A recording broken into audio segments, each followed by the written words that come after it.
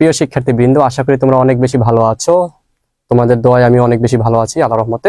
তো আজকে আমরা ফিজিক্সের 5 নম্বর ক্লাস নিয়ে হাজির হয়ে গেলাম। আবার ধারাবাহিকভাবে যে আমাদের ক্লাস চলতেছে প্রত্যেকটা অধ্যায়ের ক এবং খ, ঠিক আছে, যেটাতে তোমরা বেশি প্যারা খেয়ে যাও। তো ক এবং খ এর আজকের 5 নম্বর ক্লাস, আজকে আমরা পদার্থের গাঠনিক ধর্ম, এটা আমরা পড়বো ইনশাল্লাহ। এই ক্লাসগুলো তোমাদের জন্য খুবই দরকার। কেন দরকার? কারণ হলো তোমার দেখা যাচ্ছে সৃজনশীল প্রশ্নে সাধারণত ক এবং খ এই দুইটাতে নাম্বার কাটার চান্স কিন্তু থাকে, ঠিক আছে। যদি অ্যাপ্রোপ্রিয়েট না হয় তাহলে কিন্তু তোমার নাম্বার পাবা না। সো দ্যাটস ওয়াই তোমাদের এইগুলোতে গুরুত্ব দিতে হবে। দেখো, এই ক এবং খ এ যদি আমরা দেখি, ক এবং খতে আমাদের পাঁচটা কোশ্চেনে 5 × 3, ক এবং খ 3 মানে কত? 15 মার্কস। তার মানে আমাদের যেটা হয় যে 50 মার্কসের মধ্যে কত? 15 মার্কস কিন্তু আমাদের কিসে? ক এবং খ এর মধ্যে, ঠিক আছে।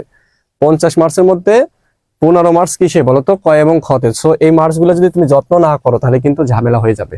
পরবর্তী তুমি একটা পরীক্ষা হলে গিয়ে কিন্তু ভালো একটা তোমাকে সাফার করতে হবে, ঠিক আছে। সো দ্যাটস ওয়াই তোমাকে এই ক্লাসগুলো তোমাকে অবশ্যই করতে হবে, ভালো লাগলেও করতে হবে, ভালো না লাগলেও করতে হবে। এবং এই তুমি যদি ধরো সর্বোচ্চ ফিজিক্সে যদি ম্যাক্সিমাম মার্কস পেতে চাও, ধরো 50 এর মধ্যে মিনিমাম 45 পাইতে চাও, 45 প্লাস পাইতে চাও, তাহলে তোমাকে কিন্তু এই ক এবং খ কিন্তু অ্যাপ্রোপ্রিয়েট লিখতেই হবে, ঠিক আছে, নাহলে কিন্তু মার্কস পাবা না। ওকে, তো চলো আমরা শুরু করি ক্লাসটা। প্রথমে দেখো আমাদের জ্ঞানমূলক সৃজনশীল প্রশ্ন ও উত্তর। বলছে কি স্থিতিস্থাপক সীমা বলতে কি বুঝো, ঠিক আছে। এটা এই কোশ্চেনটা আসছে ঢাকা বোর্ডে আসছে, দিনাজপুর বোর্ডে আসছে, বরিশাল বোর্ডে আসছে, সিলেট বোর্ডে আসছে এবং চিটাগাং বোর্ডে আসছে। বুঝতে পারছো একটা কোশ্চেন কতবার আসছে। তো একটু খেয়াল করে দেখো, স্থিতিস্থাপক সীমা বলতে কি বোঝায়? প্রযুক্ত বলের যে সর্বোচ্চ মান পর্যন্ত কোনো বস্তু স্থিতিস্থাপক বস্তুর ন্যায় আচরণ করে, অর্থাৎ যে বল প্রয়োগে কোনো বস্তু বিকৃতি ঘটিয়ে বল অপসারণ করলে বস্তুটি পূর্বাবস্থায় ফিরে পায় তাকে কি বলে? স্থিতিস্থাপক সীমা বলে। তাহলে স্থিতিস্থাপক সীমাটা কি? স্থিতিস্থাপক সীমাটা হলো যে ধরো আমরা স্থিতিস্থাপক বস্তু বলতে বুঝি কি বলতো? যে কোনো একটা বস্তুকে আমি টেনে আবার ছেড়ে দিলাম, বস্তুটা কি আগের অবস্থায় ফিরে যাবে, সম্পূর্ণরূপে আগের অবস্থায় ফিরে যাবে। এই আগের অবস্থায় ফিরে যাওয়ার যে ধর্ম, তাহলে সেটাই হলো আমাদের কি? স্থিতিস্থাপকতা, ঠিক আছে। তাহলে স্থিতিস্থাপকতা পদার্থের একটা কি ধর্ম, মনে রাখবা, ঠিক আছে। স্থিতিস্থাপকতা পদার্থের একটা ধর্ম, এটা কোনো স্কেলার রাশি না, এটা কোনো ভেক্টর রাশি না। স্থিতিস্থাপকতা হলো পদার্থের একটি ধর্ম, এটা কিন্তু মাস্ট মনে রাখতে হবে। স্থিতিস্থাপকতা পদার্থের একটি কি ধর্ম। এখন ভাইয়া ধরো একটা স্প্রিং কে তুমি টানতেছো, ছেড়ে দিচ্ছ, সে আগের অবস্থায় যাচ্ছে, টানতেছো, ছেড়ে দিচ্ছ, কিন্তু জোরে, খুব অনেক জোরে যদি তুমি একটা সীমা পর্যন্ত যদি তুমি টানো, ওই সীমার অতিক্রম করলে, মানে ওই বল তার চেয়ে বেশি বল দিলি, তাহলে সে কিন্তু আগের অবস্থায় গেলেও একদম সম্পূর্ণরূপে আগের অবস্থায় কিন্তু ফিরে যাচ্ছে না। তাহলে যে সীমা পর্যন্ত, ঠিক আছে, সে পুরো অবস্থায় পুরোপুরি ফিরে যায়, ওই সীমাটাই মূলত আমার কি? স্থিতিস্থাপক সীমা। আশা করি তোমরা বুঝতে পেরেছো। চলো আমরা নেক্সট কোশ্চেনে যাই। নেক্সট কোশ্চেন কি আমাদের? অসহ পীড়ন কি? এই কোশ্চেনটি রাজশাহী বোর্ডে আসছে, রাজশাহী বোর্ডে 22 সালে আসছে, ঠিক আছে। অসহ পীড়ন কি? অসহ পীড়ন কি? কোন বস্তুর প্রস্থচ্ছেদ বা তলের প্রতি একক ক্ষেত্রফলে প্রযুক্ত অসহ ভরকে অসহ পীড়ন বলে, ঠিক আছে। আমরা জানি যে পীড়ন ইজ ইকুয়াল টু কি? পীড়ন মানে কি? পীড়ন আমরা জানি পীড়ন ইজ ইকুয়াল টু কি? F/A, বল বাই ক্ষেত্রফল, ঠিক আছে। অর্থাৎ একক ক্ষেত্রফলে প্রযুক্ত বলকে কি বলে? পীড়ন বলে। আবার একক ক্ষেত্রফলে প্রযুক্ত বলকে কি বলে? চাপ বলে। তার মানে চাপ আর পীড়ন আমাদের একক কিন্তু সেম, মাত্রাও কিন্তু সেমই হবে, ঠিক আছে। একক কি হবে? Newton per metre square, right. পীড়নের মাত্রা কি লিখে দেই এখানে, নিউটন পার মিটার স্কয়ার। একটা কোশ্চেন সলভ করতে গিয়ে যত আমার ইনফরমেশন চলে আসে ওগুলো তোমরা লিখে রাখবা, এটা তোমাদের জন্য সহজ হবে। নিউটন পার মিটার স্কয়ার, ঠিক আছে। তো এখন দেখো চাপের একক কি? নিউটন পার মিটার স্কয়ার, তোমরা জানো। সো এই যে এই জায়গাটা আমার কি লাগতেছে? একক ক্ষেত্রফল। একক ক্ষেত্রফলে কি বলছে? কোন প্রস্থচ্ছেদের, কোন বস্তুর প্রস্থচ্ছেদ বা তলের প্রতি একক ক্ষেত্রফলে প্রযুক্ত অসহ ভরকে বা অসহ বলকে, এই যে এফ ইজ ইকুয়াল টু আমরা কি জানি? এফ ইজ ইকুয়াল টু আমরা জানি কি? এম এ বাই কি লিখতে পারি? এ, ঠিক আছে। এই যে আমি এই এমটা যদি আমাদের অসহ হয়, এমটা যদি কি হয়? অসহ মানে কি? সহনীয় নয়, ঠিক আছে, বুঝছো? বা বলটা তুমি দিচ্ছ কি? অসহ বল, মানে যে বলটা তোমার সহনীয় না। দেখো তোমাকে ধরে এই যে দিলে পরে কিন্তু কোনো কিছু হচ্ছে না, কিন্তু যদি ঠাস করে মারে তাহলে কিন্তু তুমি ব্যথা পাবা, সেটা কি বলতো? অসহনীয়, ঠিক আছে। অর্থাৎ তোমার সহনীয়র বাইরে, ওকে। তো সেটা হলো আমাদের অসহনীয়। তো এই অসহনীয় ভরকে কি বলে? অসহ পীড়ন বলে, ঠিক আছে। অর্থাৎ একক ক্ষেত্রফলে তুমি যদি অসহ বল দাও, একক ক্ষেত্রে অসহ বল দিলেই সেটা কি হবে? অসহ পীড়ন, বুঝছো। আর নর্মাল যদি ফোর্স দাও সেটা কি? শুধু পীড়ন। আর যখন তুমি অসহ বল দিবা তখন সেটা কি হয়ে যাবে? অসহ পীড়ন। আশা করি তোমরা বুঝতে পেরেছো। ওকে, তো আমরা নেক্সট যাই।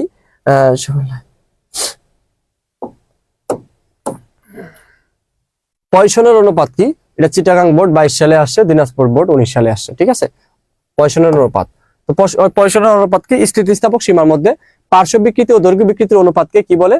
একটা পয়সনের অনুপাত বলে। পার্শ্ব বিকৃতি দৈর্ঘ্য বিকৃতি অনুপাত একটি ধ্রুব সংখ্যা হয়। এটা কি হয় বলতো? ধ্রুব সংখ্যা হয়। এই ধ্রুব সংখ্যাকে কি বলে? পয়সনের অনুপাত বলে। তো পয়সনের অনুপাতকে আমরা কিভাবে লিখতে পারি? পয়সনের অনুপাতকে কিন্তু আমরা এভাবে লিখতে পারি, minus R by del R L by del L, বা এখানে আমি ছোট হাতের আর বাই বড় হাতের আরও লিখতে পারি, তোমাদের বইতে যেভাবে আছে সেটাই লিখি। তো একটু খেয়াল করে দেখো, এখানে আমি মাইনাস কেন দিলাম? কারণ কি ভাইয়া, যে কোনো কিছু যখন তুমি তোমার কি বলে ব্যাসার্ধে বাড়বে বা ব্যাসে বাড়বে, তখন সেটা কিন্তু খাটো হবে। ধরে এই যে পেনটা, এই পেনটাকে যদি আমি মানে আরো যদি লম্বা করতে চাই, মানে দৈর্ঘ্য বাড়াতে চাই, তাহলে সেটা কি বলতো? চিকন হবে না। উপাদান কিন্তু আমি আর দিতে পারতেছি না। জাস্ট এই পেনটাকে আমি যদি আরো টানি বা বল প্রয়োগ করে আর লম্বা করি, তাহলে সেটা কি দৈর্ঘ্য বাড়তেছে, তাহলে তখন কি ব্যাস বা ব্যাসার্ধ কি চিকন হয়ে যাবে। আবার যদি আমি উপর থেকে দিলে সে কি হবে বলতো? মোটা হবে। মোটা যদি হয় তাহলে তার কি বলতো? দৈর্ঘ্য কমে যাচ্ছে, যার জন্য এখানে কি দেওয়া হয়েছে? মাইনাস দেওয়া হয়েছে, আর কিছুই না। এই যে অনুপাত, এটা কি বলতো? এটা হলো আমাদের পার্শ্ব বিকৃতি। এটা কি বলতো? পার্শ্ব বিকৃতি। এটা কি? দৈর্ঘ্য বিকৃতি, ঠিক আছে। তাহলে পার্শ্ব বিকৃতি ও দৈর্ঘ্য বিকৃতির অনুপাতকেই আমরা কি বলবো? পয়সনের অনুপাত।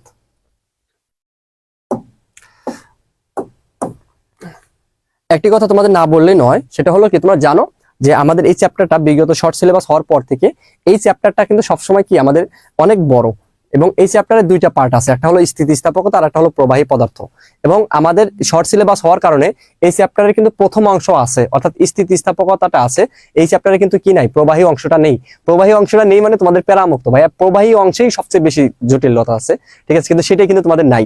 সো এই চ্যাপ্টারটা একদম ছোট, শুধুমাত্র স্থিতিস্থাপকতাটুকু আছে। সো এই চ্যাপ্টারটা মানে একদম সহজ, এবং এই চ্যাপ্টারটা তুমি যদি মানে অল্প জাস্ট একদিনও যদি ভালো করে পড়াশোনা করো, তাও তুমি একটা কোশ্চেন সিকিউ অ্যান্সার পাবা, ফুল সৃজনশীল পাবা, এমসিকিউ পাবা, ঠিক আছে। এটা একদম তোমাদের জন্য একটা প্লাস পয়েন্ট এই চ্যাপ্টারটা, কারণ এই চ্যাপ্টারে আমাদের শর্ট মানে শুধুমাত্র স্থিতিস্থাপকতা আছে, আর এখান থেকে আর কিছুই নেই। হ্যাঁ, তো যেহেতু আমাদের শর্ট আছে, সো আমরা শর্টে যতটুকু আছে সেটাই আমরা পড়বো আগে। হ্যাঁ, তো পেরানোর কিছু নেই। সংনমতা কি? সংনমতা হলো আমাদের একদম সহজেই স্থিতিস্থাপক সীমার মধ্যে আয়তন বিকৃতি ও আয়তন পীড়নের অনুপাতকে কি বলে? সংনমতা বলে। অথবা আয়তন বিকৃতির কি বলে? বিপরীত রাশিকে কি বলে? সংনমতা বলে, ঠিক আছে। আয়তন বিকৃতির বিপরীত রাশিকে আমি কি বলবো বলতো? আয়তন বিকৃতির বিপরীত রাশিকেই কি বলবো? সংনমতা বলবো। একদম সহজ জিনিস। স্থিতিস্থাপক ক্লান্তি কাকে বলে? এটা কিন্তু ইম্পর্টেন্ট আমাদের, ঠিক আছে। স্থিতিস্থাপক ক্লান্তি তোমাদের অনেক বইতে আছে, অনেক বইতে নাই। তারপর এটা কিন্তু দেখো, যশোর বোর্ডে আসছে, মাদ্রাসা বোর্ডে আসছে, দিনাজপুর বোর্ডে আসছে, চিটাগাং বোর্ডে আসছে, এবং যশোর বোর্ডে আবার আসছে, ঠিক আছে। স্থিতিস্থাপক ক্লান্তিটা একটু দেখো। কোন তারের উপর ক্রমাগত পীড়নের হ্রাস বৃদ্ধি করলে বস্তুর স্থিতিস্থাপকতা হ্রাস পায়। মানে পীড়নের যদি তুমি হ্রাস বৃদ্ধি করো, তাহলে তার কি হচ্ছে বলতো? স্থিতিস্থাপকতা হ্রাস পাচ্ছে। ওকে, এটাই বলছে। এর ফলে বস্তুটি স্থিতিস্থাপক সীমার মধ্যেই ছিঁড়ে যেতে পারে। বস্তু এই অবস্থাকে স্থিতিস্থাপক ক্লান্তি বলে। ক্লান্তি মানে কি বলতো? ক্লান্তি মানে আমরা ধরো কাজ করতে পারতেছি, আমি কিন্তু একদম জিমে গেছি, একদম বসে গেলাম, ঠিক আছে, আমার আর টায়ার্ড হয়ে গেছি আমি, তাই না? এরকম যে যখন তুমি টায়ার্ড হয়ে যাবে, তখন তুমি কাজ করতে পারবে না, স্বাভাবিক কাজ করতে পারবে না। ঠিক এখানেও সেম জিনিস, যে ক্লান্তি স্থিতিস্থাপক, ক্লান্তি মানে স্থিতিস্থাপক সীমার মধ্যেই সে কি ছিঁড়ে যাবে।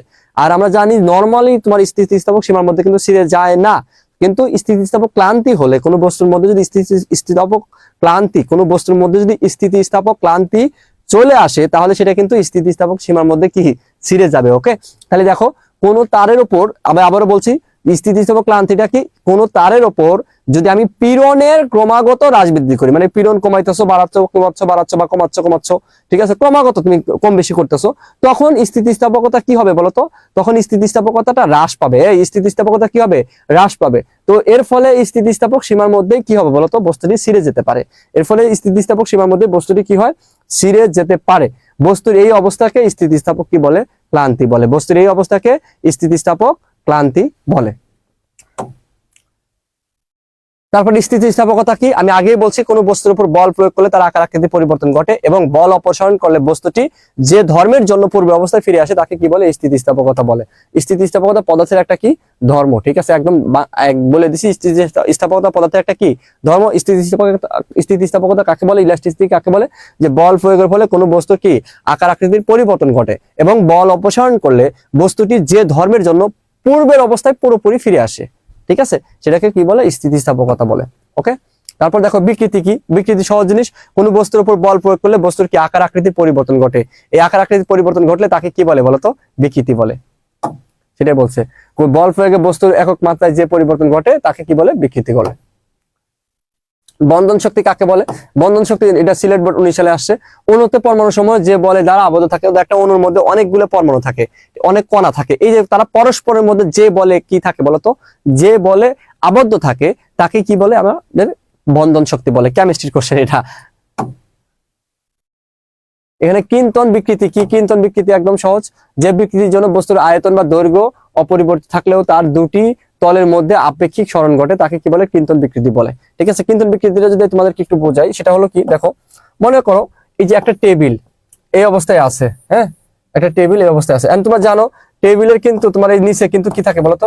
লাগানো থাকে বেঞ্চের। তুমি যদি এই দিক থেকে যদি ভাইয়া ফোর্স দাও, এই দিক থেকে যদি ধাক্কা দাও, ধরো এটাকে তুমি ধাক্কা দিচ্ছ, তার মানে কি তখন বস্তুটা কেমন হয় বলতো? এরকম হয় না?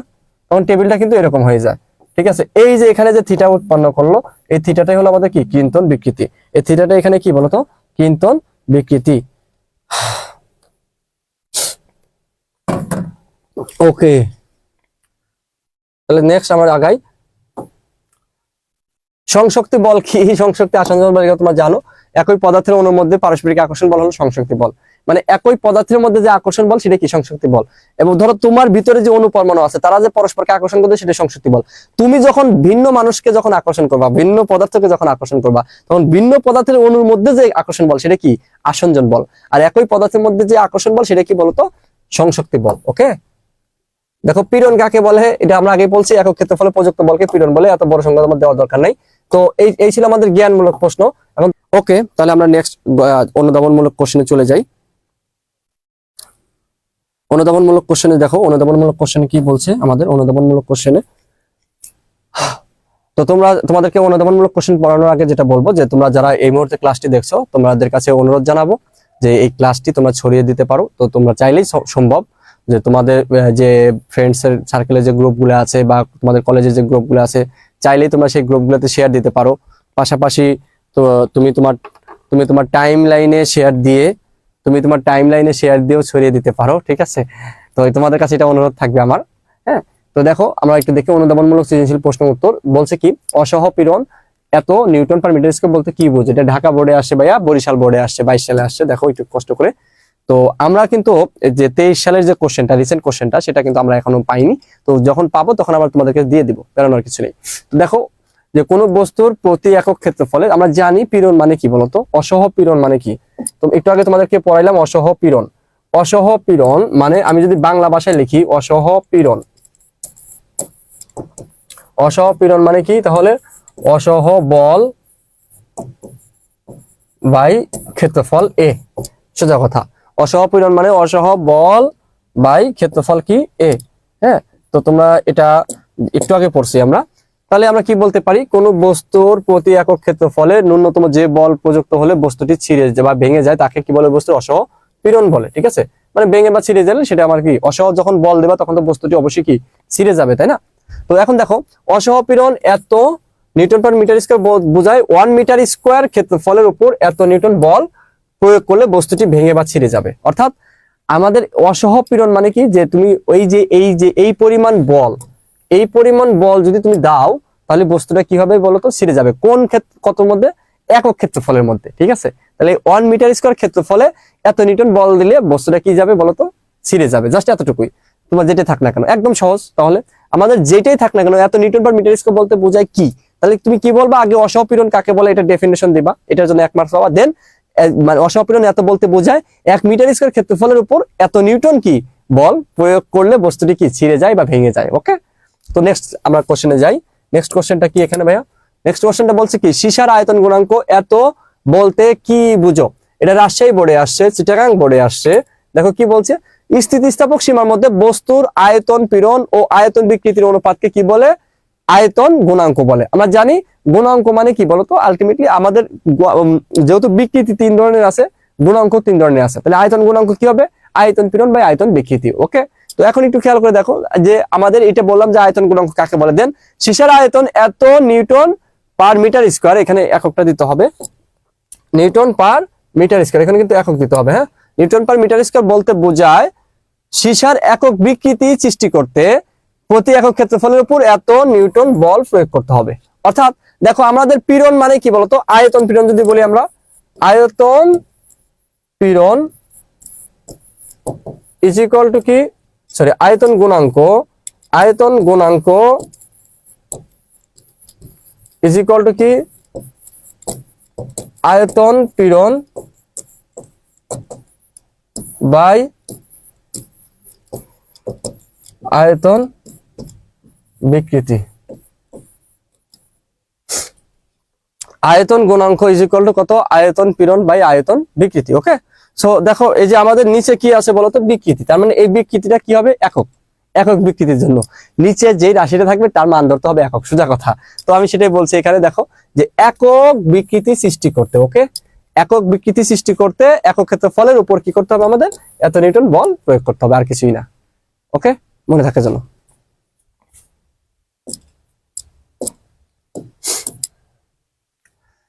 ইস্পাত রাবার অপেক্ষা বেশি স্থিতিস্থাপক ব্যাখ্যা করো। এই কোশ্চেনটা এবার কোনো না কোনো বোর্ডে আসবেই 100%, এটা কোনো না কোনো বোর্ডে আসবেই 100%, ঠিক আছে, এটা আসবেই খ নাম্বারে, কোনো না কোনো বোর্ডে তুমি পাবাই যে ইস্পাত রাবার অপেক্ষা বেশি স্থিতিস্থাপক। মানে ইস্পাত মানে নর্মালি সবাই কি বলবে বলতো, একটা মূর্খ মানুষকে যদি তুমি, যারা সায়েন্স বোঝে না তাদেরকে যদি বলো তাহলে কি হয় বলতো, তারা তো অবশ্যই বলবে রাবার কি বেশি স্থিতিস্থাপক, কিন্তু ইস্পাত আবার রাবার অপেক্ষা বেশি স্থিতিস্থাপক কেন, দেখো যে একটু খেয়াল করে দেখো যে এটা কি বলছে, ইস্পাত ও রাবারের সমান আকারের সিলিন্ডার আকৃতির দুটি খণ্ড নিয়ে উভয়ের দৈর্ঘ্য বরাবর সমান মানের বল প্রয়োগ করলে দেখা যাবে যে ইস্পাতের তুলনায় রাবারের প্রস্থে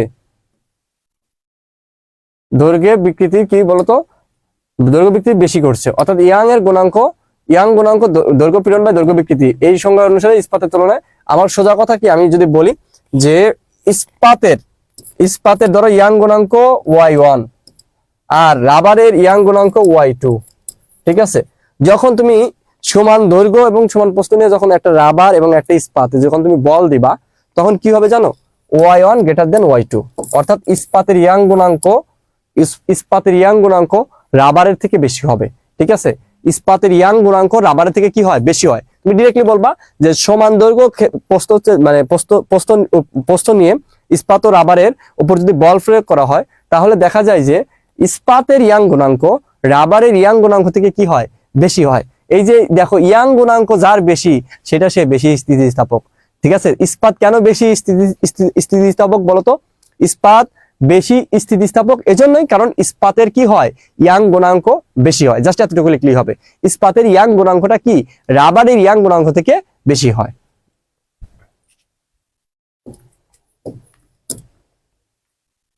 আন্তঃআণবিক বলের সাহায্যে পদার্থের স্থিতিস্থাপকতা ব্যাখ্যা করো। আন্তঃআণবিক বলের সাহায্যে পদার্থের স্থিতিস্থাপকতা ব্যাখ্যা করতে বলছে, এটা একদম থিওরিটিক্যাল কোশ্চেন, ঠিক আছে, এটা থিওরিটিক্যালি লিখতে হবে। দেখো কি বলছে, সকল পদার্থের অণুর মধ্যে আন্তঃআণবিক বল ক্রিয়া করে, আণবিক দূরত্ব বেশি হলে আন্তঃআণবিক আকর্ষণ বল তত বেশি হবে, ঠিক আছে, মানে দূরত্ব যদি বেশি হয় তাহলে কি হবে বলতো, আকর্ষণ বল তত কি হবে, বেশি হবে, আর আণবিক দূরত্ব কম হলে বিকর্ষণ বল তত বেশি হবে। তাহলে মেনে এটা কিন্তু মনে রাখতে হবে আমাদের যে দূরত্ব যদি বেশি হয়, দূরত্ব বেশি হলে এখানে আন্তঃআণবিক আকর্ষণ বল কি তত বেশি হবে, কখন আণবিক দূরত্ব যখন কি হবে, বেশি হবে, আর আণবিক দূরত্ব যদি কম হয় ভাইয়া তখন বিকর্ষণ বল কি হবে, বেশি হবে, ঠিক আছে। স্বাভাবিক অবস্থায় আকর্ষণ ও বিকর্ষণ বলের লব্ধি শূন্য হয়, কিন্তু বস্তুকে দৈর্ঘ্য টানা বা পীড়ন প্রয়োগ করা হলে অণুগুলোর মধ্যে আণবিক দূরত্ব বৃদ্ধি পায়। আণবিক দূরত্ব কি হয় বলতো, যখন তুমি বল দিবা বা পীড়ন দিবা তখন তো অবশ্যই কি অণুগুলো কি বলতো ছোটাছুটি করবে না, একটু দূরে যাবে না, তখন কি হবে, আকর্ষণ বলটা কি হবে, বৃদ্ধি পায়। এতে বস্তুর অণুগুলো আবার পূর্ব অবস্থায় ফিরে আসে। ঠিক একইভাবে বস্তুর উপর সংকোচন করলেও বিকর্ষণ বলের কারণে পূর্ব অবস্থায় কি ফিরে আসে। তো এই যে জাস্ট যে আন্তঃআণবিক বলের সাহায্যে কি পদার্থের স্থিতিস্থাপকতা ব্যাখ্যা করতে বলছে, তার মানে এটা খুবই সহজ, একদম তোমার থিওরিটিক্যাল যা বলছে এখানে তাই লিখে দিবা, আর কিছুই না। যে তুমি আগে কি বলবা, আমরা জানি যে আণবিক দূরত্ব যদি বেশি হয় তাহলে আকর্ষণ বল বেশি, আণবিক দূরত্ব যদি কম হয় তাহলে আকর্ষণ বল কি হবে, কম হবে। যখন তুমি পীড়ন বা বল দিবা তখন দূরত্ব বাড়বে, দূরত্ব যদি বাড়ে তাহলে কি আমাদের আকর্ষণ বল বেশি হবে, আবার যখন তুমি সংকোচন করবা তখন দূরত্ব কমবে, তখন বিকর্ষণ বল বেশি হবে, পূর্ব অবস্থায় কি আসবে, ফিরে আসবে, ঠিক আছে। ওকে,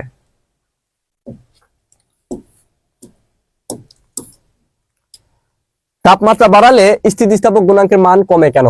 আমরা জানি তাপমাত্রা বাড়ালে স্থিতিস্থাপক গুণাঙ্কের মান কমে, কারণ তাপমাত্রার সাথে ইয়াং গুণাঙ্কের সম্পর্ক হলো ব্যস্তানুপাতিক, ঠিক আছে।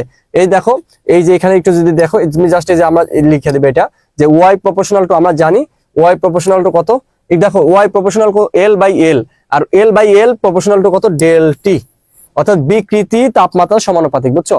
বিকৃতি তাপমাত্রা ধরো একটা লোহা, এখন লোহা যখন যে দেখো না যে এই বলে যে তোমার যখন দা বানায় বা ছুরি বানায় তখন লোহা কি করে বলো তো, আগে আগুনে দেয়, আগুনে তারপরে না বাড়ি দেয় নাকি? নর্মালি বাড়ি দিলে কি লোহা বাড়ে? বাড়তেছে না, কিন্তু যখন তুমি পুরাবা আগুন দিবা তাপ দিবা তখন তখন যখন বাড়ি দিবা আসতে তখন কিন্তু তোমার কি লম্বা হবে বেশি, অর্থাৎ বিকৃতি ঘটে, ঠিক আছে? তো এর বিকৃতিটা তাহলে ডিপেন্ড করে কিসের উপরে বলতো? টেম্পারেচারের উপরে। এই যে এল বাই এল এটা মানে কি বলতো? বিকৃতি। তাহলে বিকৃতি প্রপোর্শনাল টু কত ডেল টি, তাহলে বিকৃতি তাপমাত্রা কি সমানুপাতিক। যত বেশি তুমি তাপমাত্রা দিবা দেখবো যে এরা কি বলে এটাকে কি বলে কামার, যারা কামার আছে, ঠিক আছে, কামাররা কি করে বলতো? কামাররা কিন্তু তোমার এই যেরকম করে টেনে টেনে অনেক কি দেয়, অনেক আগুন দেয়, আগুন দেওয়ার পরে তারপর কিন্তু বাড়ি দেয়, ঠিক আছে? তো এই যে দেখো এই বিকৃতি তাপমাত্রার সাথে সম্পর্ক সমানুপাতিক। এখন দেখো এই যে ইয়াং গুণাঙ্ক আবার এই যে এখানে বিকৃতির সাথে কি হয়ে গেছে বলতো? আলটিমেটলি যে আমরা জানি ওয়াই ইজ ইকুয়াল টু কত, এই যে এখানে দেখো ওয়াই ইজ ইকুয়াল টু কত এফ এল বাই এল, মানে এখানে আমাদের বিকৃতির সাথে কি সম্পর্ক বলতো? তো বিকৃতির সাথে কি সম্পর্ক বলতো? 1 বাই কত ছোট হাতের এল বাই বড় হাতের এল। এই যে দেখো এখানে আমরা জানি ওয়াই প্রপোর্শনাল কত বড় হাতের এল বাই ছোট হাতের এল, তাহলে আমাদের দেখো এই যে বড় হাতের এল যদি তুমি নিচে দাও তাহলে কত 1 বাই এল বাই এল, ঠিক আছে? তো 1 বাই এল বাই এল, এই এল বাই এলটাই কি বলতো? আমাদের বিকৃতি। তার মানে এই যে ওয়াই প্রপোর্শনাল কি লেখা যায় 1 বাই ডেল টি, কারণ এল বাই এল মানেই তো ডেল টি, এখানে দেখলাম আমরা। তো এই যে দেখো ইয়াং গুণাঙ্কের সাথে তাপমাত্রার সম্পর্ক কি বলতো? ব্যস্তানুপাতিক। ইয়াং গুণাঙ্কের সাথে তাপমাত্রার সম্পর্ক কি বলতো? ব্যস্তানুপাতিক। ব্যস্তানুপাতিক যদি হয় তাহলে তোমরাই বলো তাপমাত্রা বাড়াইলে ইয়াং গুণাঙ্ক কি কমে যায় না? তাহলে ইয়াং গুণাঙ্ক কি করেছে দেখো, তাপমাত্রা বাড়ালে স্থিতিস্থাপক গুণাঙ্কের মান কমে যায়, এই কারণে। বুঝতে পারছো? কারণ তাপমাত্রা যদি বাড়াও আমাদের বিকৃতি বাড়ে, তাপমাত্রা বাড়াইলে কি বিকৃতি বাড়ে, বিকৃতি বাড়লে আমাদের ইয়াং গুণাঙ্কের মানটা কি বলতো? তাহলে কি হচ্ছে? ইয়াং গুণাঙ্কের সাথে তাপমাত্রা সম্পর্ক কি হয়ে যাচ্ছে? ব্যস্তানুপাতিক হয়ে যাচ্ছে। এই যেখান থেকে সূত্রটা আমি দেখা দিলাম। তোমরা কি এটা বুঝতে পেরেছো? যদি বুঝতে পারো সবাই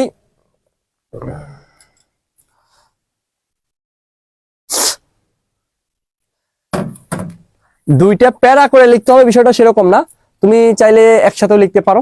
ধরো তুমি একটা লাইন লিখলা, লেখার পরে ধরো একটা লাইন অর্ধেক পর্যন্ত গেল, যাওয়ার পর তুমি আবার এখান থেকে শুরু করবা, ঠিক আছে? যাওয়ার পর আবার কি শুরু করলা, এই এতটুকুই। আর তোমার যে অনুধাবনমূলক যে প্রশ্ন সাধারণত যেটা চাবে ওটা ডেফিনেশন যদি থাকে ডেফিনেশন দেওয়ার চেষ্টা করবা। আর অনুধাবনমূলক প্রশ্ন অবশ্যই দেখো আমার অধিকাংশ প্রশ্নে কি বলতো, যে সূত্র দিয়ে ব্যাখ্যা করা, ছোট কিন্তু সূত্র, তুমি সবসময় চেষ্টা করবা সূত্র ইউজ করতে, সূত্রের মাধ্যমে ম্যাথমেটিক্যালি ব্যাখ্যা করার চেষ্টা করবা। যখন তুমি ম্যাথমেটিক্যালি ব্যাখ্যা করবা তখন তোমার কি অনুধাবনমূলক প্রশ্নের মানে নাম্বার ফুল দিতে স্যাররা অবশ্যই বাধ্য থাকবে, ঠিক আছে? ওকে, তারপর দেখো আমাদের কি বলছে, পয়সনের অনুপাত ঋণাত্মক হওয়া সম্ভব কি না। পয়সনের অনুপাত ঋণাত্মক হওয়া সম্ভব কি না, দেখো একটু খেয়াল করে দেখো, এটা আমাদের ইম্পর্টেন্ট কোশ্চেন, এটা কিন্তু আমাদের কি অনেক বেশি ইম্পর্টেন্ট কোশ্চেন, ঠিক আছে? তো পয়সনের অনুপাত ঋণাত্মক হওয়া সম্ভব কিনা, আগে বলছি যে এই অধ্যায় থেকে কিন্তু ক খ অনেক কম আসে, এই অধ্যায় থেকে আমাদের গ ঘ একটা সৃজনশীল থাকবেই। তোমরা জানো যে কোনো সৃজনশীল থেকে, যে কোনো সৃজনশীলের মধ্যে অন্য অধ্যায় থেকে কিন্তু ক খ কিন্তু আমাকে অ্যাড করে দিতে পারে, রাইট? তো যেহেতু আমার অন্য অধ্যায় থেকে অ্যাড করতে পারে, যার জন্য এই অধ্যায় থেকে আমাদের ক খ একটু তুলনামূলক কম আসে, ঠিক আছে? যেহেতু আমাদের টপিকস কম আছে, কি বলতো, শুধুমাত্র বিকৃতি আছে, পীড়ন আছে, আর কি গুণাঙ্ক আছে, এই তিনটা বাড়িতে কোনো টপিকস নেই, আর পয়সনের অনুপাত। তো এই কোশ্চেন গুলো বারবার কতবার দিবে আর? তারপর আমাদের দেখো বিভিন্ন সময় টুকটাক আসছে, তো যে যাই আসুক না কেন আমাকে তো পারতে হবে, যাই আসুক না কেন আমাকে, আমার কথা হলো তোমাকে যাই কোশ্চেন করুক না কেন ভাই সেটাই পারতে হবে, ঠিক আছে? একটা সময় ফিজিক্সটা আমিও ভয় পাইতাম, ঠিক আছে? আমিও এসএসসি লেভেলে ফিজিক্স অনেক কম পারতাম, মনের জেদ থেকে ফিজিক্স শিখছি, এবং কলেজে এসে ফিজিক্সের বাজারে যত বই ছিল সব খালি মানে সায়েন্সের সাবজেক্ট পড়া মানে আমি অল টাইম আমার ফ্রেন্ডরা দেখতো খালি ফিজিক্স পড়তাম, খালি ফিজিক্স পড়তাম, ঠিক আছে? একটা জিনিস পড়তে পড়তে পড়তে পড়তে শিখছি, তোমাদেরও ঠিক এরকম প্র্যাকটিস করতে হবে। দেখো ভাইয়া, যে আমরা জানি যে এই যে এটা হলো আমাদের সূত্র, ঠিক আছে? এটা হলো আমাদের কি সূত্র। আগে তোমার কি এখানে যাই লেখা থাকুক না কেন, তুমি পয়সনের অনুপাত কাকে বলে সেটা দিলা, এই পর্যন্ত পয়সনের অনুপাত কাকে বলে, দেন আমরা পয়সনের অনুপাত ইজ ইকুয়াল টু কি লিখতে পারি, যে মাইনাস এটা লিখলাম, ওকে? এখানে দেখো যে ডেল এল ধনাত্মক হলে ডেল আর কি হবে, ঋণাত্মক হয়, বুঝছো? মানে কি আমাদের যদি দৈর্ঘ্য বৃদ্ধি, যদি দৈর্ঘ্য বাড়ে তাহলে কি ব্যাস বা ব্যাসার্ধ কি কমবে, সেটাই আর কি। এজন্যই সিগমা এর মান -1 অপেক্ষা বেশি এবং হাফ অপেক্ষা কম, অর্থাৎ এই যে আমাদের যে যে এটা রেশিওটা, এটা তোমাকে মনে রাখতে হবে। কিন্তু বাস্তবে সিগমা এর মান ঋণাত্মক পাওয়া সম্ভব নয়, তাই সিগমা এর বাস্তব মানের সীমা 0 থেকে কি বলতো এইটা, হ্যাঁ? তো বলছে কি পয়সনের পদ ঋণাত্মক হওয়া সম্ভব কি না, তো আমাদের সীমা হলো -1 থেকে হতে পারে, যে মাইনাস মাইনাস দেওয়া হয়েছে কারণ কি, যখন দৈর্ঘ্য বাড়ে তখন ব্যাসে কমবে, কিন্তু ব্যাসে কমলে দৈর্ঘ্য বাড়ে, কিন্তু বাস্তবে আমাদের এটার মানটা কি মাইনাস পাওয়া যায় না। অধিকাংশ ধাতব পদার্থের মান কত জানো? অধিকাংশ ধাতব পদার্থের মান হলো 0.28 থেকে 0.34, এটা অধিকাংশ ধাতব পদার্থের মান। 28, 0.3, 0.231, 0.32 এরকম যদি অপশনে থাকে দেখবা ওইটাই অ্যান্সার হয়ে গেছে এমসিকিউ এর জন্য। বলছে সংনম্যতা আয়তন স্থিতিস্থাপক গুণাঙ্কের বিপরীত আসে। অবশ্যই আমরা জানি যে সংনম্যতা ইজ ইকুয়াল টু কি, আয়তন বিকৃতি বাই আয়তন পীড়ন। তো সেক্ষেত্রে আমাদের আয়তন বিকৃতি বাই আয়তন পীড়ন মানে কি বলতো, আলটিমেটলি 1 বাই কত, এখানে 1 বাই হবে 1 বাই আয়তন গুণাঙ্ক, 1 বাই কত আয়তন গুণাঙ্ক, ঠিক আছে। তো এটা যদি আমাদের হয়, তো এটাকে জাস্ট 1 বাই যদি করে দাও তাহলে কি হবে 1 বাই আয়তন গুণাঙ্ক। তো এই যে সংনম্যতা, সুতরাং আয়তন গুণাঙ্কের কি বিপরীত আসি। সংনম্যতা সবসময় কি আয়তন গুণাঙ্কের বিপরীত, একদম সিম্পল জিনিস।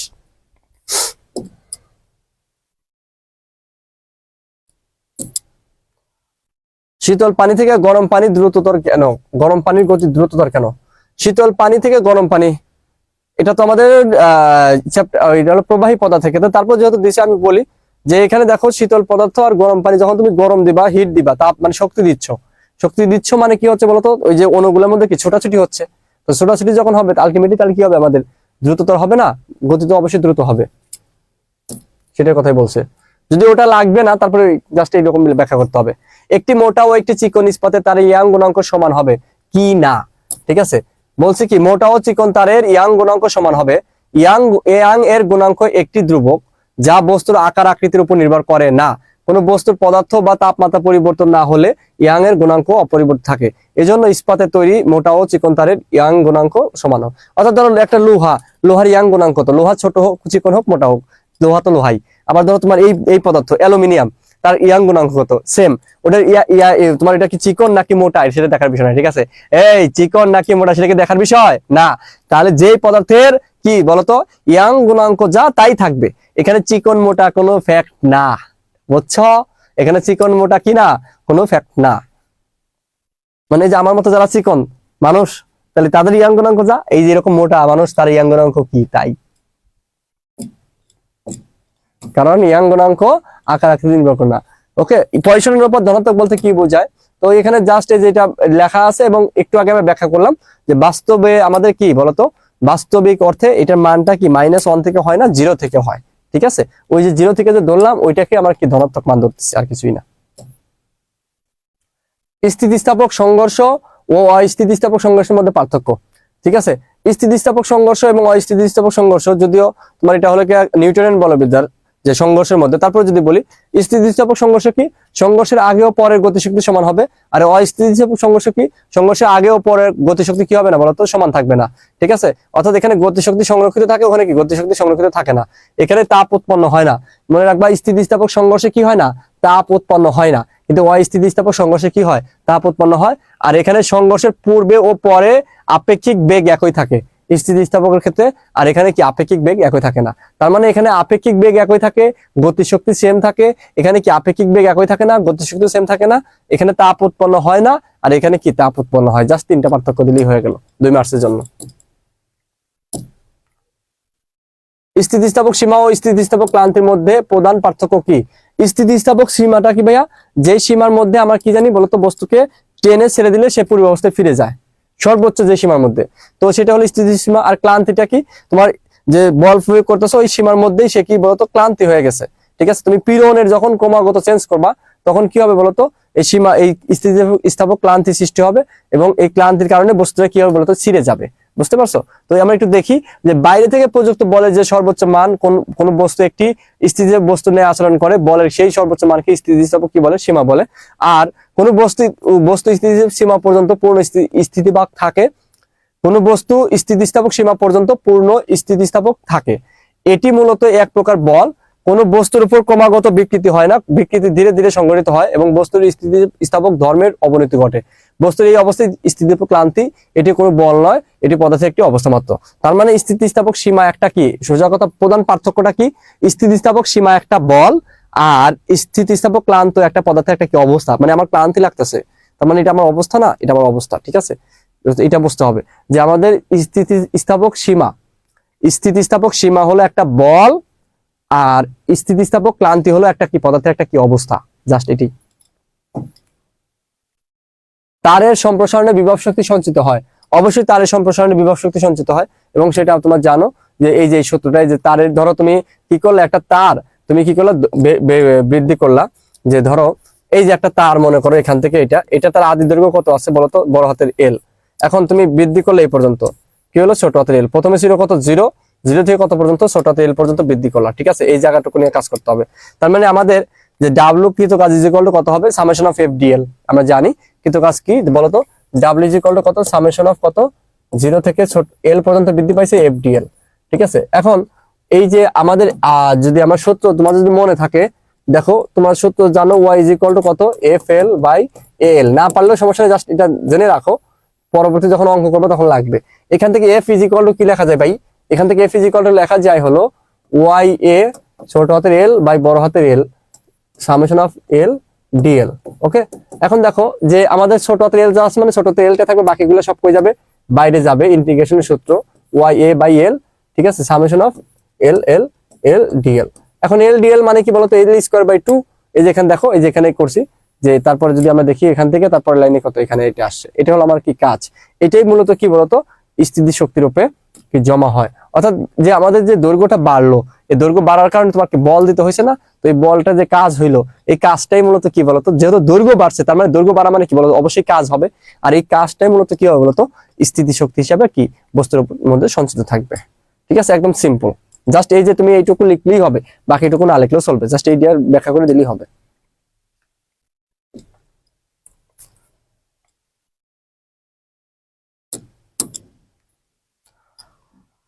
ঠিক এই এই এই কোশ্চেন গুলো আমাদের আসছিল, ঠিক আছে।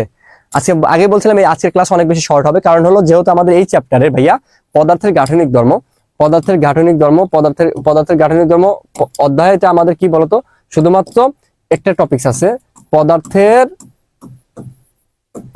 গাঠনিক ধর্ম। আর এই অধ্যায় থেকে আমাদের কি আসে বলতো, ক ও খ অনেক কম আসে। শুধুমাত্র এখান থেকে আমাদের কি আছে বলতো, স্থিতিস্থাপকতাটুকু আছে।